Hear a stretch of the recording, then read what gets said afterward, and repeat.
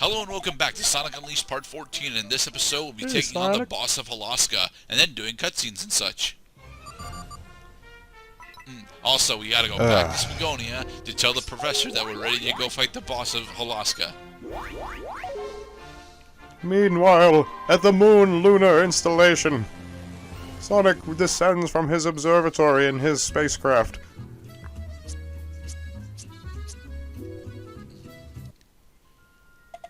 Oh, Sonic, it's good to see you Ah, back. Sonic, it's good to have you back. I needed somebody to go to the store. I had run out of cucumbers. And yes, you have to talk to Professor Pickle there in order for the Holoska event to trigger.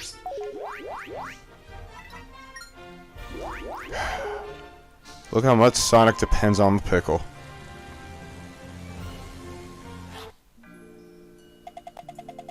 I mean, he's basically, he's basically Professor Frankly from Thousand Year Door. That's the closest comparison I could think of that precedes this game. How many somewhat useless professors do Nintendo franchises usually end up having? There's Frankly and Egad. There's the guy from Paper Mario. I think that there's the science advisor from Legend of the Seven Stars. Yeah, I wish I could comment on Legend of the Seven Stars. I'm trying to think of other very distinct and sort of cliched old men who also guide you along during your main quest. Well, Roshi. Aldwalim from Assassin's Creed 1 also is kind of like the old man who's guiding you along, although he's your guild master. Doesn't it turn that he's the final bad guy of that game? Yeah, he's the final bad guy. And if you don't, and you know what, if you don't fucking know that already, you do not play video games and you suck. Well, I didn't know that. So there.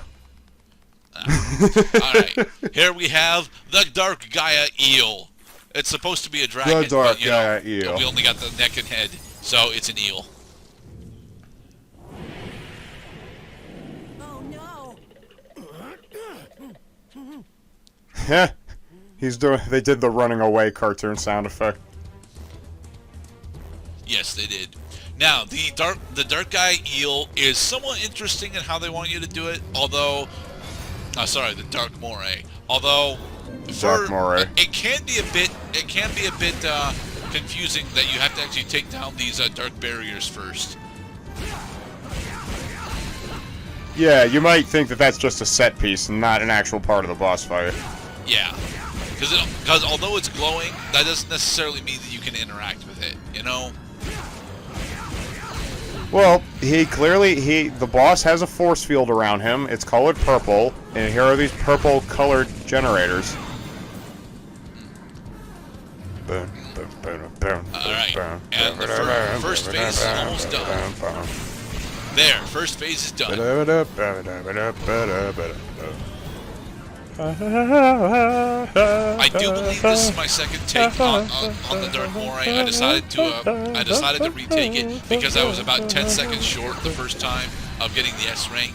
So yeah, I wanted to get another chance at it.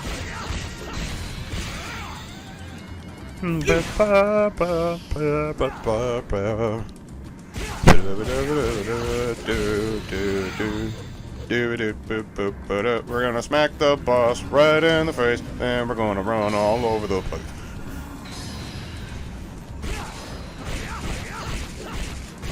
Alright, now what we need to do is from here what we need to do is wait for his head to be in a prime position for us to actually freeze it so that we can hit one of the other two weak points. Like that one. Yes, that they were nice. Oh god, it's spewing pus. They were nice enough to point that out during the lead into the playable portion of the boss fight, as we started from behind the creature for some reason. How do these generators keep getting restored? That's just a part of the Dark Moray's powers. He can restore the energy barrier using his willpower. I am a I think that technically makes the Dark Moray a purple lantern. What is a purple lantern? Are you familiar enough with the Green Lantern lore for me to answer that? Well, if you care to elucidate on the Green Lantern lore, I'm all ears. Alright, so, after a while, the DC Universe and comics creators over in that part of the world decided that Hal Jordan, it was Hal Jordan. Hal Jordan was being too much of a goody two-shoes, and they decided to turn him evil. And the thing that made him decide to turn evil was the yellow impurity inside the Green Lantern willpower battery that powers all of the Green Lantern rings. Okay, you with me so far? So, Purple Lantern is a corruption on the Green Lantern. No, actually, the Purple Lantern is their own faction amongst the Green Lantern Corps. They have their own powerful entity called the Predator that powers up all of their Purple Lanterns and allows them to do pretty much the same stuff that the Green Lantern does, but under a different theme. I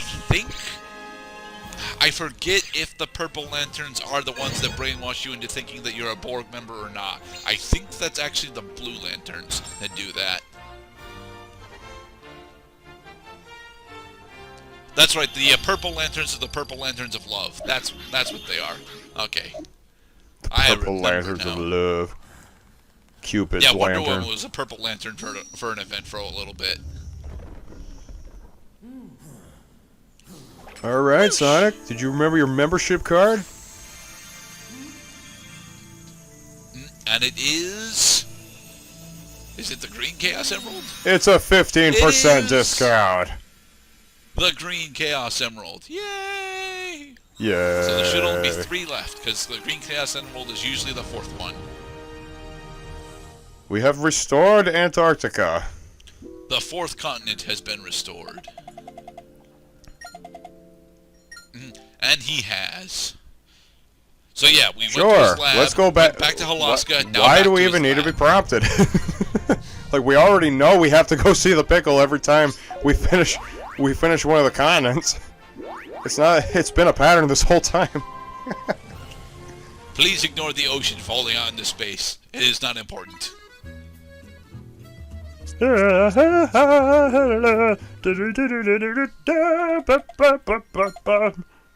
Your timing is impeccable, as usual. Did Chip tell you to come here? Yes, and we are off to Shamar, also known as Saudi Arabia.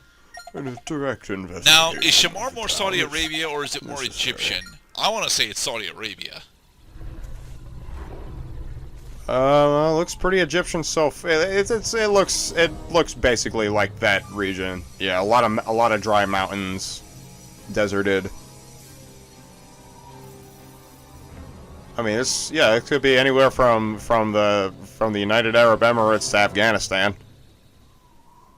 All right, well maybe not that, because that looks like it's straight out of like Mars, not Earth.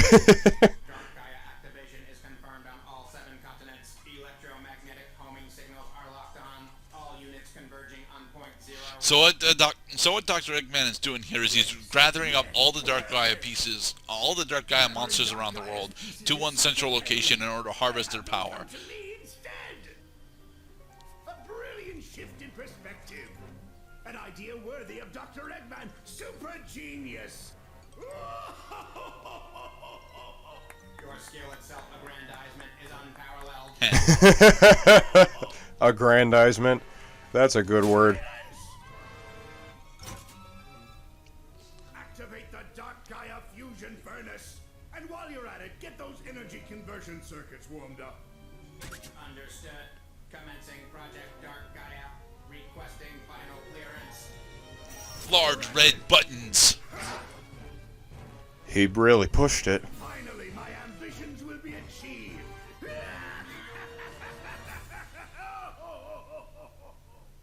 Evil villain laughter. Ha ha ha. Shamar can now be selected, And although the ocean doesn't want us to gigantic, jarring blue arrow that blocks text. What the hell is that? That is a graphics flaw bug from my plugin. It's not something I bothered to go and fix. So that means that everything we're seeing right now is an actual object in space. That is amazing. Yes. So this is Shamar! Yes, Shamar. I am convinced that this is more Saudi Arabia than it is Egypt. But, you know, I could Or be wrong. Morocco. Morocco is part of Egypt, dude. I don't know that region that well. Pretty much everything south of the Mediterranean is lost on me. Even the East Congo and South Africa? Well, I mean, South Africa I'm a little more familiar with, but I mean, damn it, I have a hard enough time keeping track of what's going on in my own town newspaper.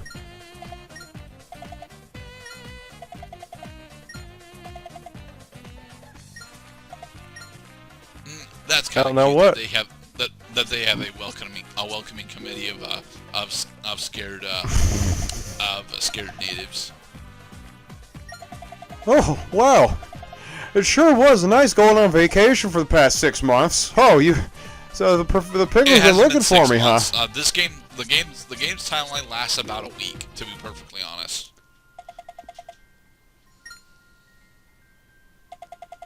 This is now this on the subject of Assassin's Creed. This is kind of like finding the different Assassin's Guild like places where you can get mission info and stuff. All you have to do is find the big pickle on the building. You need only walk inside in order to help achieve your destiny. Hello, Layla.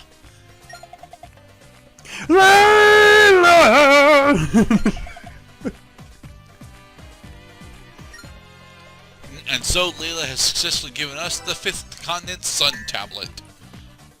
Alright, 5th From here, Continent the game Sun is kind of Tablet. depressingly linear. We can't actually go Fifth to Aptos until after we clear Shamar. And we can't go to Eggman Land until after we clear Aptos. So... Jesus Christ. Well, I mean, we got 3 more continents left to do, because we already got 4 of the 7 Chaos Emeralds. So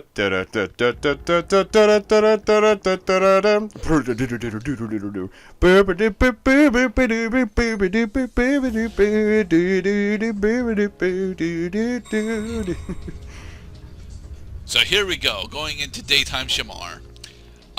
It's at this point that they really expect you to figure out how the hell you're supposed to control daytime Sonic, and I still don't know how the fuck to do it, so... There are a lot of segments in Shamar where they want you to go from a boost into a rather lengthy drift, and line yourself up after that drift with rings that you can't see, because they're too far away from the draw distance to actually work. Then you have this particular gimmick, which actually looks very nice, but, you know, doesn't actually work for what it's actually rather annoying. I'm capable of doing. And so Sonic decided it was changed. about time he finally invested in knee surgery. I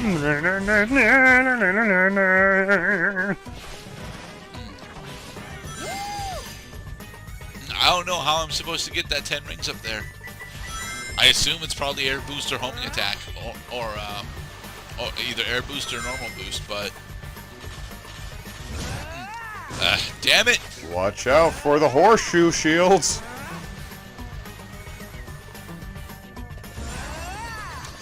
And there we go. I do like this track, though. Why did I not hit the red boost ring? It's okay. We're already past the point where you would have been on the heightened platform anyway. True. But it would have made getting up here slightly easier. Rings. Level up. Yeah. I keep forgetting this is a game you can level up in. Well, leveling up your speed refills your boost gauge, as well as gives you another segment of boost to use later. It doesn't actually make you any more powerful. Yeah, because the rest of the game is getting more difficult around you. Nice. Action chain times 5. Radical. Which gives you additional boost. That's it.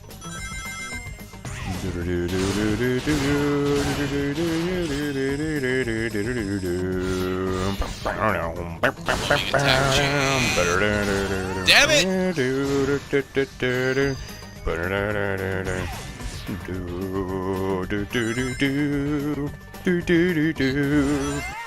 Wall jumping. Wall And jumping? we screwed up the wall jumping. I don't remember this shit. Oh, that was cool. Kind of. It was just a normal quick time event. Damn it! Missed the air boost. That was not quite as cool, but we're still moving, so yay.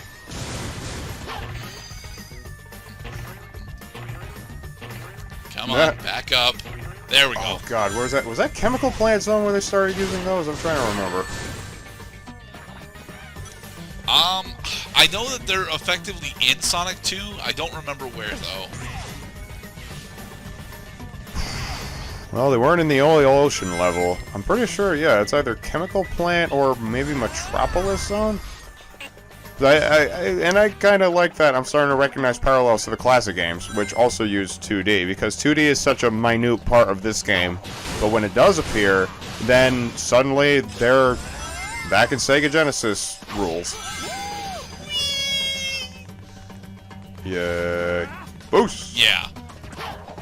What Being the able fuck? to Yep, and boost then through you particular fall obstacles are into what, your is what this death. game really wants to do. And then you end up with glitched out moments like that, where you boost into the ground and you end up flying upwards. Or you're standing on the thing that's causing you damage. Yeah.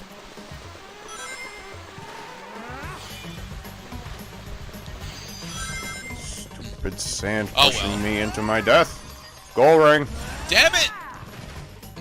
Oh, Jesus Christ. Touch the goal ring. Oh well, we scored a B. You've done it. Well done. Well, not really. I mean, we needed to cut off, what, an additional 30 seconds off of our third split if we wanted to get anything else there. Yeah. Oh well, I'm still bad at daytime gameplay. Secret Document 5. 4 to go.